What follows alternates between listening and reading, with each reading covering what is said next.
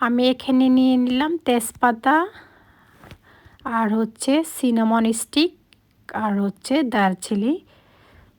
মোটামুটি এটা হচ্ছে প্রথম ইনগ্রিডিয়েন্টস। আজকে আমি যেহেতু গরম মশলা তৈরি করব, এখানে জিরা নিয়ে নিলাম, তারপর হচ্ছে লবঙ্গ নিয়ে নিলাম, তারপর হচ্ছে পাপরিকা, পেপারটা ব্ল্যাক পেপার নিয়ে নিলাম, এরপর হচ্ছে কার্ডাম নিয়ে নিলাম, তারপরে হচ্ছে মোটামুটি আমার এই টোটাল ইনগ্রিডিয়েন্টস অবশ্যই আমি টাইপিং করে লিখে নিলাম।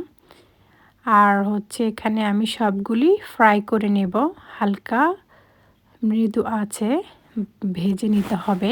সেটা হচ্ছে এগুলি যতক্ষণ স্মেল না আসে ততক্ষণ আপনাকে ভাজতে হবে মৃদু আছে। আমি সবগুলি সেপারেটভাবে ফ্রাই করে নিচ্ছি। সবাইকে অসংখ্য ধন্যবাদ। হ্যালো মাই লাভলি ভিউয়ার্স, আসসালামু আলাইকুম।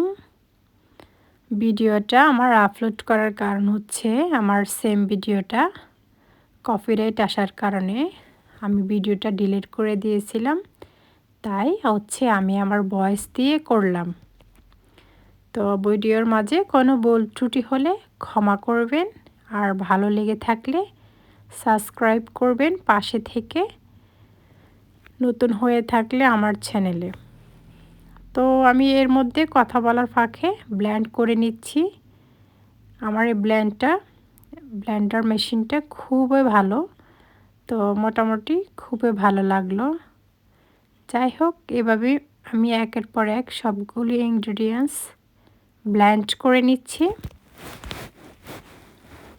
ব্লেন্ড করে আমি সবগুলিকে একসাথে মিক্স করে নিব। অবশ্যই কমেন্টে জানাবেন আপনারা কারা কারা বাসায় তৈরি ঘরোয়া পদ্ধতিতে হোমমেড স্টাইলে গরম মশলাটা করে থাকেন। এটা যেই কোনো তরকারির অথবা আপনার মাংস যেই কোনো কিছুর মধ্যে আপনারা ব্যবহার করতে পারবেন।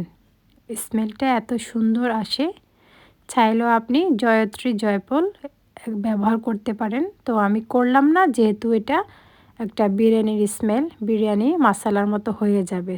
এটা আমি যেহেতু সব তরকারি এবং বিফে মাটনে সব জায়গায় ব্যবহার করব।